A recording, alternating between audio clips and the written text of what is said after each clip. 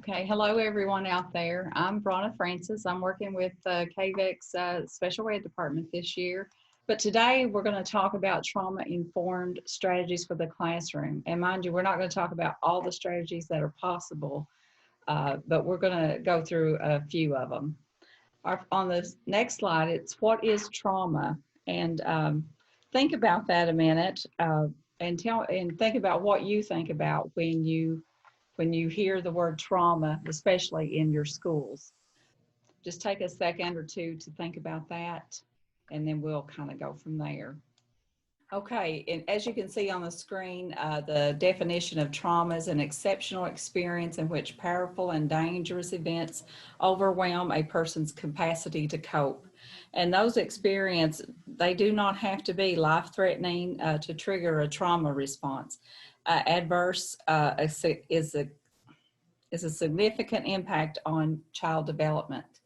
And when we think about trauma, we think about big, giant events that happen in kids' lives, and sometimes they are not big events. They can be small, ongoing events. Thinking about trauma, we're going to think about the 3 E's that trauma can be described with. The first one is the event, which refers to the threat or actual experience of harm, which may happen once or multiple times to children. Events may include neglect, abuse, death of a loved one, natural disasters, bullying, parental divorce, homelessness, parental incarceration, witnessing domestic abuse. And when you think about the kids that you have in your classroom or have had in the past, you know the children that are suffering or have suffered an event like some of these. When you think about natural disasters, I mean, I automatically think about McGoffin County when we had a tornado, and a lot of our kids, or some of our kids, struggled with the trauma of that, and they couldn't come back to school, had to be on homebound, and that was a life-changing event for a lot of those kids. And then a lot of the kids, they suffered more than others with it. They were afraid when the wind blew and those kinds of things. And then you have like bullying. We know that that is traumatizing to kids, and especially if it's ongoing. Parental divorce, of course, we know that affects children, and homelessness. And then when kids are put in foster care, that is a big traumatic event for them. So those are a lot of the things that the events that can happen to kids that can trigger trauma. The experience, it refers to your child's perception of the event. Described above, an event that is scary or overwhelming to a child may be different for other children. Some feelings that children might experience is isolation, shame, fear, betrayal, or threatened. And it's not the same for every kid. What one child may think is a traumatic event or experience, other kids can deal with that, and they don't have those kinds of responses to the same experience or the same event. The effect. Now, what happens to kids when they have an event, a traumatic event, they experience this, their perception of that event. The effect, it refers to the impact the event and experience has upon the children. It can be short-term or long-term, may be immediate or show up later. The effect and experience of the event could result in new or increased problems for the child, physically, emotionally, and through relationships. And we've all had kids, and even ourselves, we've had events that could be a short-term trauma for you, or effect, a short-term effect. Like I'm kind of having a little trauma right now, but those are things that we can see the children in their behaviors. We can see the effect it has. And when we go through this, I mean, we all think about trauma. Do we really know when kids have experienced a traumatic event? And what are the behaviors that show up then? And for example, a kid may be just a kid may be acting out in class. Those are some of the things that are the behaviors from a traumatic event. So we can think about the event, the experience, and the effect and put with trauma. Okay, how real is the effects of trauma on children? Well, anything they perceive or think it's real to them. Perception is reality. Trauma is prevalent. It's more common than we think. It's toxic to the brain. And I think Doug Smith, he has some PowerPoints on the effects on the brain from trauma. Educators must be prepared to support students who have experienced trauma. Children are resilient and they can grow and learn with positive environments. And Doug Smith and Stephanie over here, they have been trained in trauma informed, haven't you? We've been trained. I've been trained in ACEs. ACEs, yeah. So we're going to get to that in a minute. And Doug's done trauma informed. And Doug has done trauma informed. Okay. And the question that we have is how are we going to prepare to support our students that experience trauma? What are we going to do as a teacher? What are we going to do as a school? We have to be proactive. We have to be ready to deal with those and to help those kids and support those kids. Why do we need to be trauma informed? Because, as we said, why do we need to be trauma informed? Because trauma is real. It is real. And 1 in 7 children experience trauma. You think about that and you have a classroom of kids, you know, several of those kids have experienced some kind of trauma in their life. In December 2018, 1,770 children died from abuse or neglect in the United States. It occurs 5 times higher in the low socioeconomic areas. And we all live, or I do, we live in a low socioeconomic place where we have a lot of students that need more support. Okay. 12 times more likely to commit suicide. We know that even kids that are bullied have committed suicide, and it's from the perception of they think they can't get out of it. They don't have anybody to turn to. They can't talk about it. Those are the things that spawn suicide thoughts. Trauma is toxic to the brain. Okay. Students exposed to trauma are more likely to struggle with academic success. And I know you see that in your classrooms and in your schools.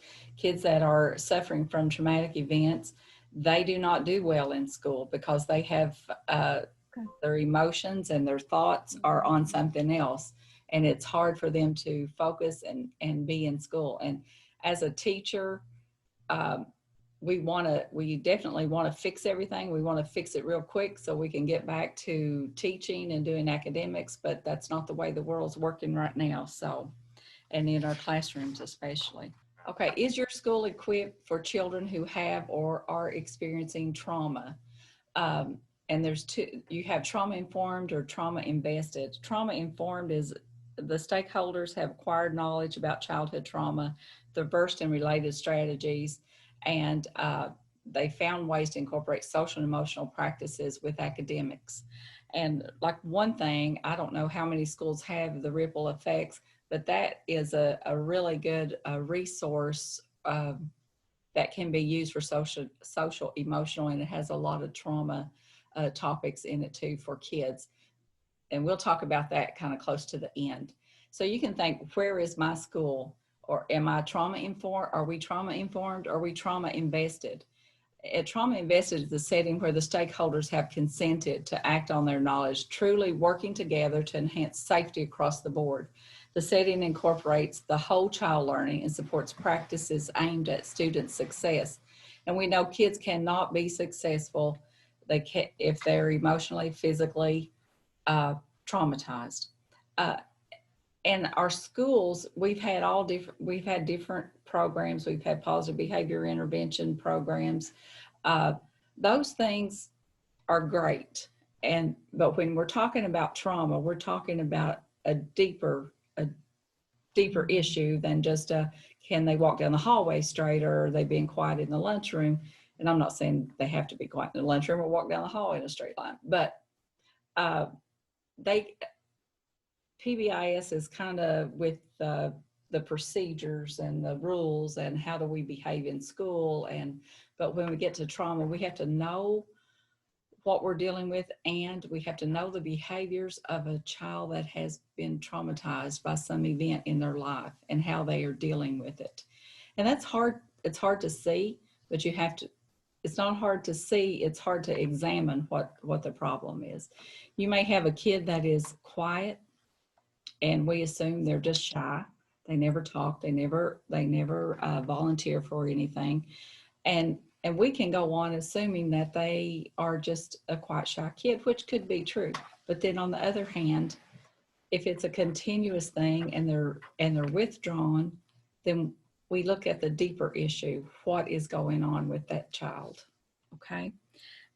So take a few minutes to think about your school. Is your school trauma informed or trauma invested?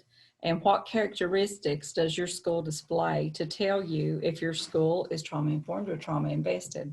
So Doug said a couple of resources that may assist in SEL and life skill curriculum and overcomingobstacles.org. That's one, and that's a K-12. And then the sanfordharmony.org is a K-6, and both are free resources. So keep that in mind. And I know that Doug loves that Sanford Harmony and the other one for the overcoming obstacles. And I see somebody has on there Mountain Comp therapists, and I always, as principal, used the school-based therapists. They were wonderful, and they were a great resource for those students. And yeah, KRCC, the Kentucky River Community Care. Yeah, and then you have your school counselors inside the schools that are good. How do you convey to your regular ed teachers what they can do if they suspect that somebody is, if they have a student in need? We'll go on with our PowerPoint, and we'll come back to some of those questions. Now we're going to look at some sources of trauma, and I'm not telling you guys anything that you don't know.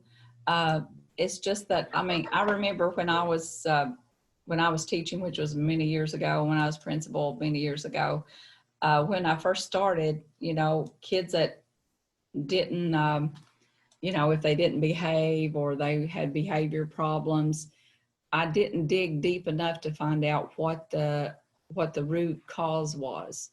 I mean, I can remember having a little boy that wrote on his paper, instead of writing his name, he'd write, I am a bad boy, you know. So at that time, we didn't have our own school counselors.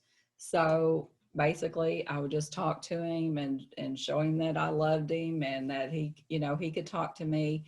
But I didn't get to the root of the problem, so I couldn't go the root cause, and I couldn't find resources that would have helped him with that with his traumatic experience. And I'm not sure what it was, but a lot of things have changed since then, and we don't want to let any kids, we don't want to overlook any kids or let them, you know, not give them help when they need it, or not identify them. But anyway, sources of trauma. First, bullying. Of course, we know that is a big problem. Community violence. You have a lot of kids that they move in and out of communities. They have disputes with their neighbors, or their parents have disputes with their neighbors, and that can cause a lot of traumatic stress on a kid. Disasters, like we talked about before. Okay. Physical abuse, of course, physical abuse, sexual abuse, emotional abuse, and childhood trauma, early childhood trauma. And with the early childhood trauma, sometimes it doesn't show up till later in life. But when you're thinking about sexual abuse, you have to have trainings on all these things so you will be able to recognize it. I mean, and it's not, because kids will not tell you that. And that becomes a real issue. Violence, traumatic grief, if a parent or a grandparent or someone is deceased, discrimination. And when I think about discrimination, I think about kids who, especially in a low socioeconomic area, we're talking about kids, some kids who come to school and they have all the whistles and bells and the shoes and all this, and then you have some other little kid with just, you know, a little sweatpants suit on or whatever, and we want to make sure that and I know you guys don't. I'm not saying that. I'm just saying we don't want to treat them differently, and that starts, you know, that can start bullying and discrimination. You know how kids can be, and those are kinds of things that we have to really look for. A lot of the common things. Witness to domestic violence, and we know we have that. Accident, poverty, and I think you guys probably have been through the poverty training with Ruby Payne's framework, and it's excellent. If you haven't done it, it is an eye-opener. I know it was for me, and it was many years ago that I went through that training or studied that, and we know kids in poverty, they have different rules. They do things differently that sometimes teachers don't understand. And the big thing, we want to make sure our new teachers, they come out of the gate knowing these things. Forced displacement, like social services, child protective services will come in and take those kids. I mean, as principal, I've had one to come in and take a child out of the building to go live with her daddy. And I mean, they practically, you know, the police came and got her, and I was crying as bad as the child, but that was traumatic for me, much less being traumatic for the kids. And you know, our kids, they have this a lot, especially with the drugs and the homes not being, you know, not being safe places for kids. School violence. And when kids see stories like this, school violence, school shootings, you know, they worry about going to school, and that is very traumatic. Serious illness, medical issues, not only with themselves, but with their parents or their grandparents or somebody. And now we know that a lot of kids are living with grandparents, and now it's come to they're living with great grandparents, aunts, uncles, those kinds of things, and they don't get to see their parents, and that is traumatic on kids, because it doesn't matter about, you know, if their parents are in jail or if they're on drugs, they still love them, they want to see them, and they still have to deal with that. Okay, neglect, that's a big one. Psychological abuse, traumatic grief and separation. Yep. And okay, is that the last one? The big thing I was thinking about all of these was the fact that some of these get stacked. So that child ends up with several of these. That is a great point, Stephanie. That is exactly right. Because for some, if they're living with their grandparent and that's their primary care person, and then that grandparent dies, now they're being, again, forced shifted into somebody else's home that they may not have wanted to go to, or that they may not even know that well. And on top of that, they've got that grief from losing that caregiver. So, and I know, I mean, I don't know, but we used to have, I think our psychologist in McGoffin, he had a little group, or it may have been the Family Resource Centers, they had a little group of support for grandparents that were raising their grandkids. Because, you know, if you're older, it's going to be hard to drag to a ball game every night or to the school events, and then you have the money issue. Not enough money to do everything that kids need. And these may be the kids that don't get that chance to socialize and go out. If you think about it, if grandparents are raising them, and like you said, I'm tired. Yeah. And at the end of the day, they're tired too. And so they don't take their kids to ball games, or they don't come back for reading with the little reading activities that you have after school, or the math night that you have after school. So they don't get to participate in those kind of things. Right. And that is a stressor for kids too, because they want to do those things along with all their classmates. And the sad thing about this is, and I don't know about where you live, but we have a lot of grandparents and other family members raising little children, you know, that are going to school. And one of the things I've seen over the years, and you guys, if you've been in this long enough, like we have, when I first started, you know, every kid, mostly all the kids had two parents, whether it was a mother or step parent, a step parents or parents, and they had that family unit. A few years down the road, starting in kind of in 1990s, uh, started seeing a lot of kids living with their grandparents. And I can remember at least one classroom, we barely had 6 kids that were living with their biological families. So that is a big thing on how things have changed, and from that happening, we get a lot of trauma. Right here's where I wanted to talk about the ripple effects program. If any of your schools have that and you're not using it, please let me know, because it is great, and it has all these sources of trauma or topics on there. There's lessons for the teachers, lessons for the kids, and they can be private. The kids don't have to share them with anybody. And it's grade 2 through 12. And also we have the bouncy dog, which we're just doing some pilot programs with that right now. But those resources are on the Ripple Effects website. But there's at least 70 schools that have the Ripple Effects program, and that program was free to them. They did an application, and it's been 5 years that some of these schools have had that program. It's totally free. They get to keep it forever. And it has professional learning for the teachers. It has parent resources. It has, yeah, and it's on the end of that little notes page. I'm so bad to, okay. So anyway, if you have that program, or if you don't even know if you have that program, that's okay too. Just give me a shout out or send me an email, and I will get you what you need to get started back on that. Okay, now this is what Stephanie has been trained on, the ACEs study, and we'll show you the survey that comes with this. But abuse, dysfunction is physical, emotional, sexual. We know that. Neglect, physical and emotional, and household, mental illness, mother treated violently, divorce, incarcerated relative, and substance abuse. And we know now, or at this time in the world, we have a lot of substance abuse. And from that, you have a lot of incarcerated relatives in and out of jails, in and out of rehab.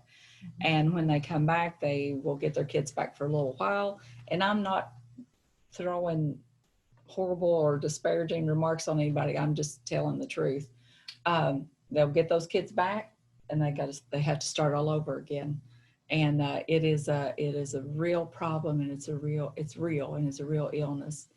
And divorce, I've seen that a lot. And if parents don't know how to deal with that with their kids, that is a big issue, and has a lot of stress on kids. Okay, now we're going to look at and I think a lot of you have been through this training, and Stephanie is schooled in it, but we're going to just look at the little survey, because I did the survey myself a while back. So this is, it's actually in your, the notes. So if you downloaded the notes, it's in there, and it's on the 3rd page is the little survey. It's right here. So right there's the little survey. Just read through that real quick. I'm just going to give you a minute to read through it and think about these questions. Yeah, you can think about these questions.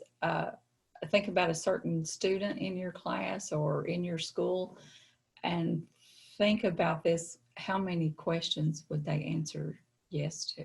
And one thing I know, like working in special ed, I used to be a special ed teacher and special ed director, but you have a lot of evaluation things that can bring out some of these things, especially if you have a kid that has a behavior issue or is referred for behavior concerns. Not to take this back and do it with their kids. This should be completed, in my opinion, by mental health. Okay, good. But it's something to think about.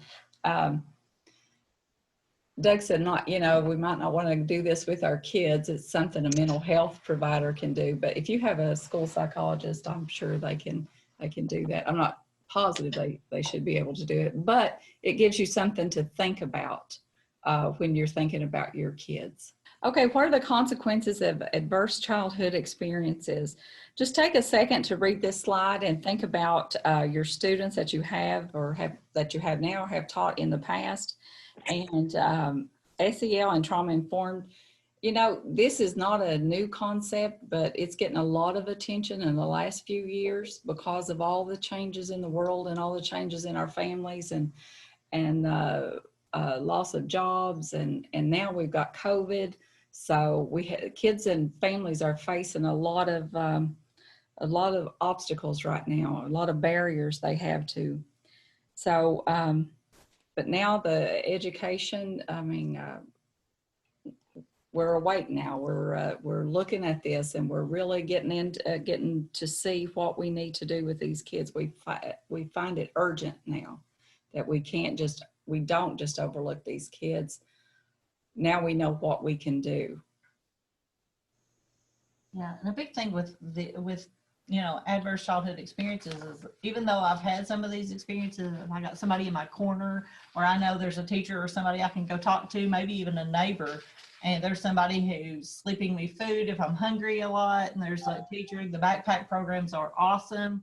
Those kind of things, that's a, you know, it's basically a thing that can help that child just for a little while, but it gives them hope also.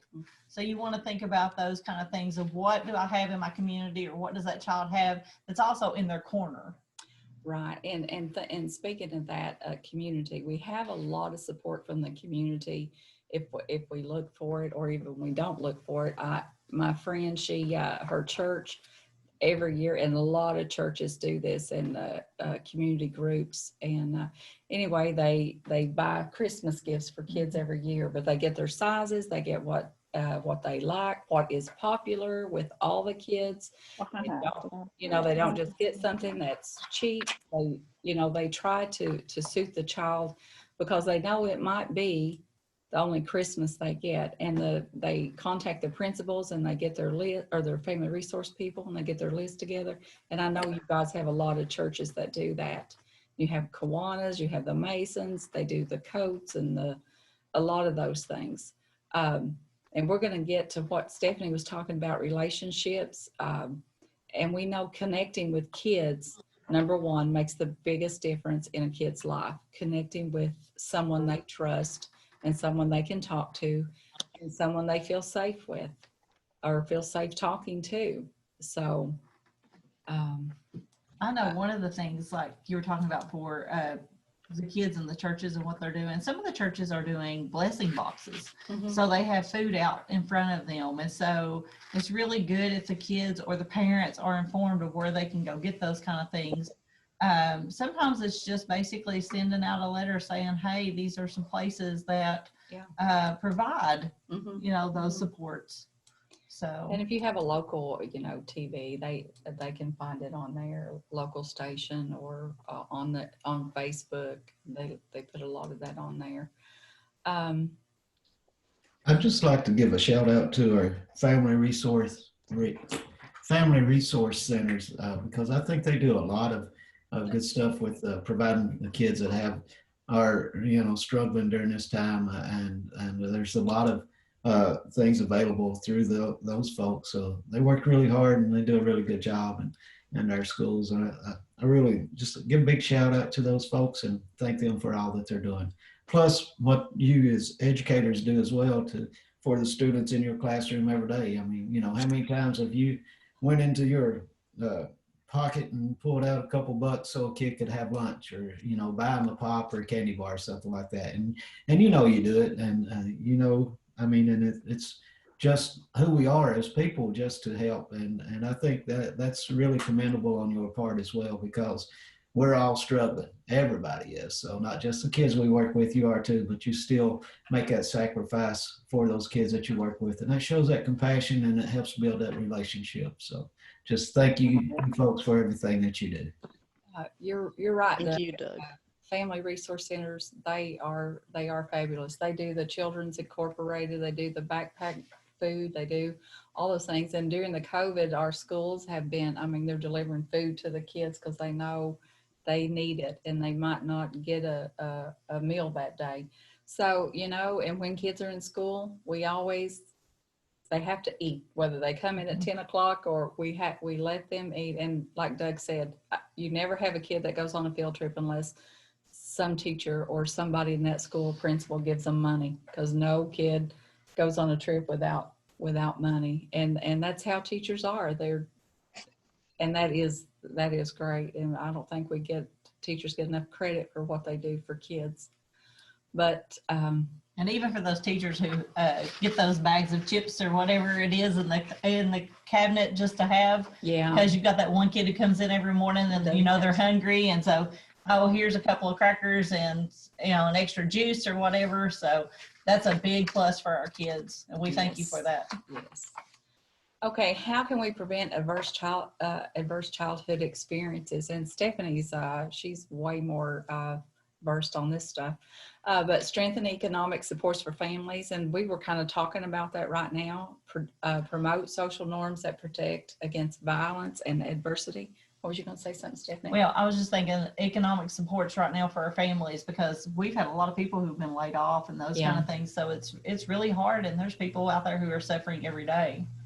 So during this time, it's really hard. So if you know that you've got a family who's suffering like that and you can set them up with somebody, by all means, get them set up with whoever needs, especially for light heat and those kind of things that are out there. Yeah. Mostly all communities have those resources that they can use to ensure a strong start for children, teach skills, connect youth to caring adults and activities. And we're going to talk about that a little bit in just a second. Intervene to lessen immediate and long-term harms. There are approaches given by the CDC to implement these strategies. And on KDE, they have a whole website on COVID-19 and things that you can do for for your kids. Okay, we kind of talked all about that. What reactions do children exhibit when they experience ACEs? Children may display some type of stress. Tolerable stress, share stress with other people who can help process and that heals over time. Positive stress, desires to do well but nervous, and we've all had those kids that got straight A's until they got to 4th grade and they got a B, and now they're all stressed and they can't do their work and they're scared, and that's traumatic for a straight A student to get their first B. Stephanie's never gotten one, so wasn't traumatic. I'm just thinking about those kids who go to college who's sailed all the way through college, because my daughter was one of those, and then she calls me up because she's taken her first engineering class, and oh my gosh, she told me she failed, and her idea of failing was a C, and I was like, it's a C. Good. But for her, that was like traumatic. It was like, oh my. But if you got that student, and we've all had them that's walked through school very easily, right? Because they picked up whatever, but then they go to college, they don't know how to deal with that stress. So they need to learn that. Yeah, and toxic stress, it does not know when it will happen. No one to process the stress with, no one to help them with that, to say, kind of talk through this. Maybe this is why you're feeling this way, or just, let them talk. What is toxic stress? Yes, what is toxic stress? And the responses to toxic stress, and you have that little thing on your note sheet that I've totally ignored. She's getting better. Flight, fight, or freeze. And we know when we get in those situations, even as adults and all through your life, you have those situations that you do it. The response, like flight, to run. And I said, when I get in a situation, well, I can't run fast. I can't fight. I can't freeze, but that's not good. So when we think about these 3 responses, we automatically think about an experience that we had as a child or as an adult. And then you can understand where your students are coming from emotionally, and understand the actions that they display. How do we as educators deal with those students is the question. Like, I'm thinking about kids, even myself, you know, I was really shy through 5th grade. I guess I came out of it in 5th grade and started talking a lot, maybe a little too much. And, but I was nervous around teachers. I didn't want to, you know, except for one of my teachers was just, you know, fabulous, is nurturing and all that. And that's what I needed as a kid. But it would really stress me out if I thought I had to do something that all the other kids were going to be watching me, you know. So that's where a really good teacher can bring that out of you. Well, I don't mean bring it out of you, but help you deal with that. Okay, Well, so when I think of those fight, flight, and freeze, I think of the response that that child's going to have. So you know that child. Sometimes we know that child really well, so we know if they're going into a situation, what's going to happen. Are they going to buck up and fight because then they're going to, you know, yell at the teacher, they're going to do whatever because they were put in a situation to where they may have had to speak out in class? Or are they going to freeze and they're just going to sit there and they're going to put their head down and they're not going to do anything for the rest of that class? So those stress responses there, you most of the time know your kids, you know what they're going to do. That is such a good point, and that is so true. We have to be proactive with that. And I know everybody, especially special ed people, have kids that are real noises really, you know, set them off, and especially some kids that are autistic, those loud noises. So when you have a fire alarm, you gotta prepare them for that. So that's just like anything else that they're gonna do. You gotta prepare them. Okay, now in about 5 minutes, you know, the bell's gonna go off, and this is what's gonna happen, and you know, no pressure on you know, putting kids, say, okay, now you got to go to the board, you got to do this, you got to do that. But it's just the strategies that you use to prepare students for those situations that they could be having trouble with. Okay, we'll go on to flight, withdrawal, running out of the classroom. And I don't know about you all, but I've had runners before. I've had to chase, and I've not only had them run out of the classroom, I had them run out of the building as the principal. And if I have a teacher that's a really fast runner, I'll have them chase them. But I had to chase one through the creek one time. Yeah, I think we've all had those. Daydreaming, appearance of sleeping, and you know, that's avoidance. You know, if they're, unless they've been up all night playing video games or just been up all night with a family event. Avoidance of others, hiding or wandering. And we've had all those kids that get under the desk and they want to hide from the world, or they'll pull their hoods over their heads. Yeah. You know, there's a reason they're doing that. You know, it's not just because they're being defiant, but there is a reason that they're doing that. Yeah, I had a student who every time she would hear a loud noise would get under the desk, and it was basically that hiding because that's what she had done to avoid, you know, a trauma that she had. So when she heard loud noises, she automatically went under the desk, and it would take her a while for you to talk to her and coax her out. So it was just one of those ways for her to deal with that trauma that she'd had. I know we always we would have, you know, programs come into the schools, and we would have like the police officers come in with their dogs. Well, I have some kids that get nervous because that police officer was just at their house the night before. You know, so those are kinds of things that, you know, that happen, and it's real. You know, those are things that are real. Fight, acting out, aggression, refusal and defiance, silliness, hyperactivity, argumentative, and I know you've seen all those, every last one of those. And I would tell my teachers, we'd have middle school kids, you know, wait on the bus there at the elementary school. And I'm like, you know, you can't argue with them, because if you put them in a corner, they're going to come out fighting. You know, you have to talk to them, reason with them, you know, because that in your face kind of thing is not going to work. No. Okay. Freeze, numbness, refusal to answer, refusal to get needs met, giving a blank look, inability to move or act, and answering, I don't know. And I know you've had kids that have done all this, that they had, you know, when you ask them a question, I don't know. I don't know. And I know one thing that kids have said in the past, or, you know, I don't care. I don't care, which we know they really do care. And that's just kind of an avoidance issue with them.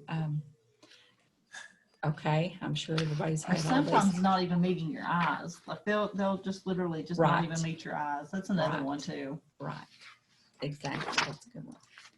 The truths about trauma, and I think that we've gone through these, but most of them, educators need to be prepared to support students who have experienced trauma and how to deal with the different traumatic things that have happened to the kids, the events. Children are resilient. You know, if they get help, they get support, they can be successful, or they can learn, or they can have a good life. And then students exposed to trauma and toxic stress are more likely to suffer emotionally, socially, physically, and academically, and we know that. And those are the kids, if they've experienced trauma, they'll Oh, have yeah. headaches. They'll have different issues physically, even though they may not show anything physically. Right. They're, you know, they have those issues. Yes, that's exactly right. Let's talk about trauma-informed strategies. And today we're not going to get into all the strategies. We're just going to do some foundational things that we're going to look at about 5 that you can get strategies from. You can get activities from, things that you can think about. So now we have an idea of what trauma looks like. So what can we do in our classrooms? And there's a lot of strategies out there. You can use a lot of programs, but you have to kind of find what's right with you, what's right with your kids, what's right with your school. And I would say the biggest thing would be to have teamwork. And there for a while, when we first started, you know, when school shootings started, we had a safety plan. We had an OWL team. You kind of need an OWL team that, or whatever you want to call them, that are ready to help with those situations and can bring different resources and supports in. Okay, does anyone share with us something that you've come up with, or something that you're using that you discussed in your group, or something you heard from somebody else? If you want to, you can put it in the chat. Yeah. Okay, just drop some strategies in the chat box. 5 strategies, and these are kind of like foundational strategies that look beyond the behavior. And I know that's hard to do sometimes when you have a kid that's throwing things in the room, or you know, running out of the room. But don't jump to conclusions that this student is just a behavior problem and needs to go out. Or go to timeout. Everyone can recall a student that it was reluctant to participate and seemed defiant with everything the teacher expected him or her to do. And when the student could possibly have an unstable home life and was bringing some of his fears and insecurities into the classroom. And those are things that we have talked about. But the big thing here is look beyond the behavior to the root cause of the behavior, not just the behavior, because we can help with that behavior for a short period of time. You know, timeout may work for 5 minutes or 5 days, but it's not going to be the answer to what's going on with the kid. Okay. And you guys have talked about this, and this is like number 1 with me, building relationships with kids. And it doesn't have to be a relationship. I mean, teachers have to have good relationships with their students, because a teacher has to respect their kids in order to get respect, and they have to trust their teachers.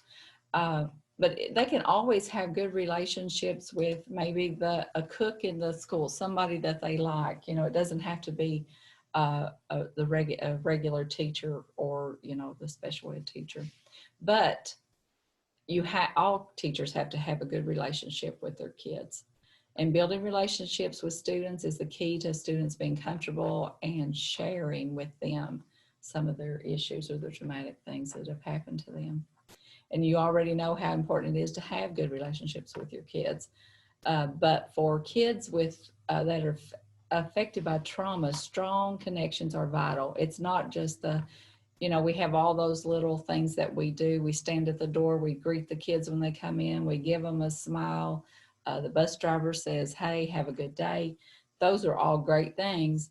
But when you have a kid affected by trauma, you got to go beyond that. You got to have a strong connection. Yeah, Okay. you gotta know what they like, what they don't like, those kind of things. You got to And know just- them. That's right.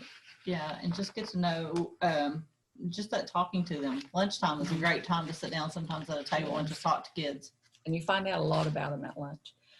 And another thing that is a good thing to do, and you guys probably already do this because I know you've done many home visits. I mean, you can't visit homes now, but we would all get on a bus and go to all the routes. I mean, I know some of you guys have huge counties, but where in your area, but we would go on the routes and see where these kids live. And I'm telling you, like 10, 15 years ago, I still had some teachers that were shocked by where some of these kids live. And you think about kids coming to school every day where they failed the day before, but yet they come back every day. That does show their resilience, but, and we don't know, teachers need to know where they come from, where they got their start, why are they mad when they get off the bus. And I know teachers can tell a kid when it gets off the bus what kind of day that child's going to have. They can look at them and see that. Yeah, I used to meet my kids every morning for breakfast, and we would sit at the breakfast table because I knew if I could head off anything at breakfast, we were good for the day. Yes. And so my point was to make sure I saw every one of my kids that morning, just to, if we're having a bad morning because we got off the bus and we've already been in trouble on the bus, I can head it off for the rest of the day, or at least maybe curb some of it. Exactly. Exactly. That's good. That's a good strategy right there. Create a safe environment. Of course, we know teachers play a critical role in making students feel welcome in their classroom. We just talked about that. And they have to feel connected to adults and to their peers, you know. But recognizing any student is essential, regardless of their home life, can grow scared and anxious by stories in the news. And we've had so many stories in the news with the tragedies of the COVID. I mean, they can be worried about, is their parents going to get it? Are they going to get it? Those are things that you have to reassure them that they're not, that they are not in danger, that they can feel safe at school, knowing that you are there to help them, support them, and protect them. Meet students where they are. It might be necessary to make special accommodations for students that are experiencing trauma. Teachers can set up safe places in their classrooms. You know, you can have a calm down, well, right there it is, the calm down, de-stress little place. They can take a little nap if they're tired. Simple strategies like this can make a world of difference to a child that is struggling with trauma. And years ago, it was a really no-no for a kid to sleep in your class. You know, teachers would go kind of crazy if a kid was sleeping in their class. But now we know the strategies that we can do. And if a kid needs a short nap, that's okay. And there's a lot of stress on teachers to get the content, get the standards, get everything taught. Well, you can't teach a child that is suffering from stress from trauma. Okay. Be predictable. And there's a lot of things that you can do. Like I know, like you have the PBIS and there's Harry Wong. There's those kinds of things that produce a sense of stability in their classroom. They know what's going to happen. They know the rules. They know what's expected of them. And that makes them more comfortable because they got that predictable routine in the classroom. And they can have their procedures that are not rules, that every time you move, you break a rule. You don't bring a pencil, you've broken a rule. Those things do not help kids. It's the procedures. Okay, first we come in, we sit down. You know, if you don't have a pencil, you do this, you do that. And that helps students be confident, and it builds resilience. At least you know, or at least they know they can be safe at school and in their classrooms. Okay. Okay, this is just, I'm going to go through this real quick, and have we got this in something they can get? No. No, but we can the send this out to PowerPoint, them. yeah, okay. Trauma-informed strategies during distance learning, and that's what I think everybody is struggling with. How can I find out how my kids are doing or what they're struggling with if I can't get to be where they are to talk to them? But here's just some things. Regulate, begin interactions and lessons with grounding and centering exercises that help students focus on their minds and their body and their surroundings. help them stay engaged and focused.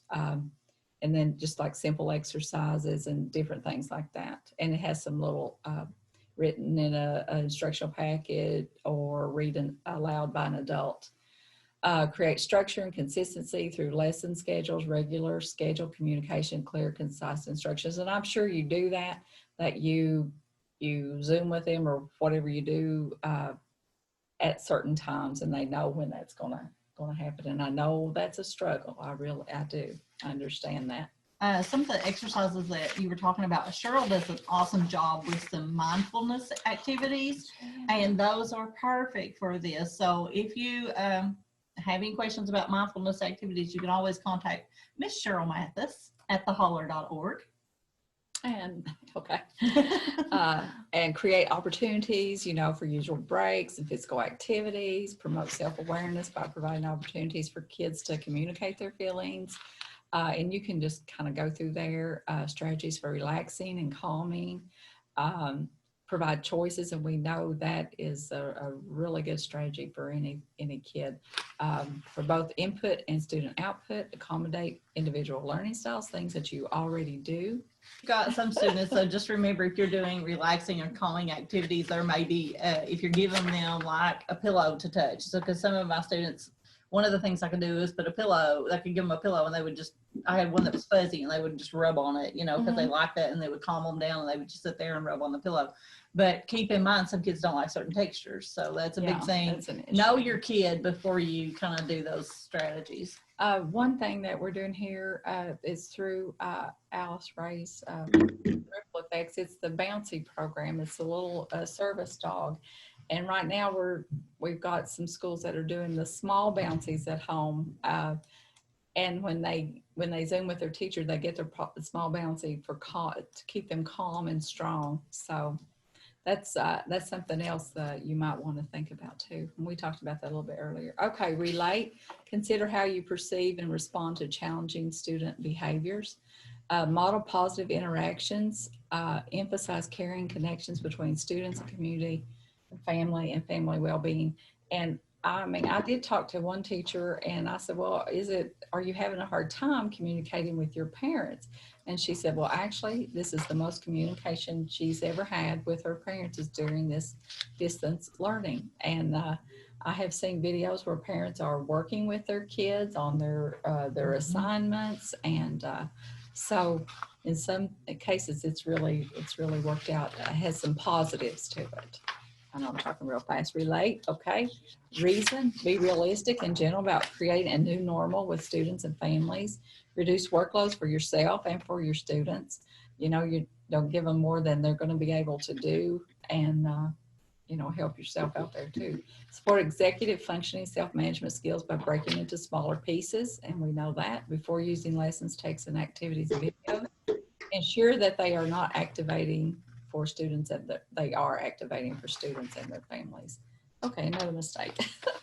Okay, so those are some of the things for distance learning. And now we're going to talk about you just for a second, and then we're going to wind it up.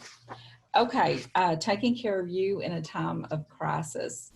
And one tip, select at least 3 days of the week to exercise, which I do not do, but I really do know I should. Give yourself a break this week. Do something do something for yourself to take care of yourself, and think about what are you doing just for you. Confidence, try something new, step out of your comfort zone, and record your emotions before, during, and after. Gratitude, journal your gratitude about something or someone each day. Describe what you're grateful for and how you demonstrate that thankfulness. And, Oprah was always big on the gratitude, the journals and stuff, but even if you don't write it down, but you can think about it, that we do have something to be thankful for and grateful for.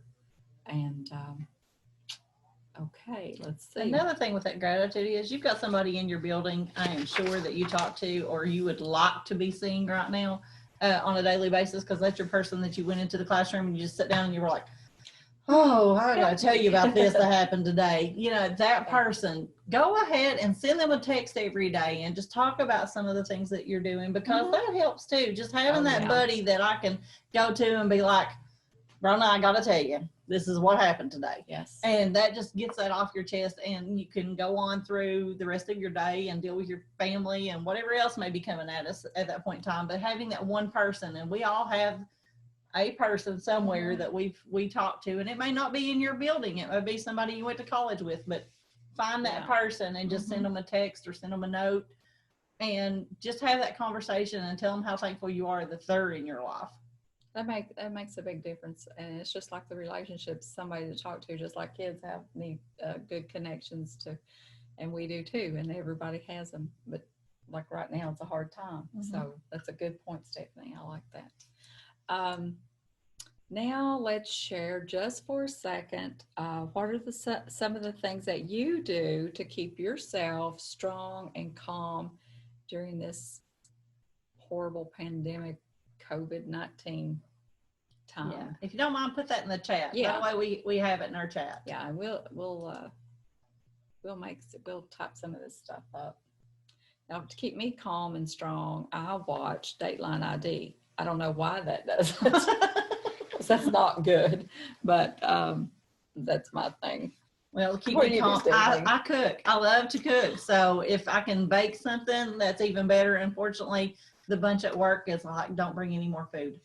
See, I like to eat. She likes to cook.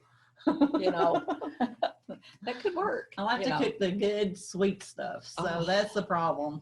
That's the good stuff. Oh, Ooh, I like to crochet. That's awesome. I like that one. oh, you guys are doing some good stuff, and praying and trusting in God. Yes, yes, yes. Thankful. Somebody's exercising. Maybe it's exercise for me. I get 2 exercises. Exercise for us, if that'll work. I don't know about that one. Oh, somebody plays the piano. That's fabulous. I like Sarah's reading in a hot bubble bath. That's perfect. You guys have got it down. You know what to do. Play with my grandbaby. Oh, yeah. That's the Vonda, best that's one. awesome. I know for me also of a night, sometimes I'll just sit and we have this fireplace and it's a gas fireplace, but anyway, it's very calming to watch. So just a 5-minute getting to watch that, is great. I have 2 cats in my house and I watch them a lot. That's pretty relaxing until they start fighting. Animals are the best. I love animals. You guys are fabulous. And this is my first Zoom with more than 3 or 4 people. And it's been pretty good. I need a little more talk, but it's kind of hard to go back and forth with so many people. But thank you so much just for joining. Appreciate it.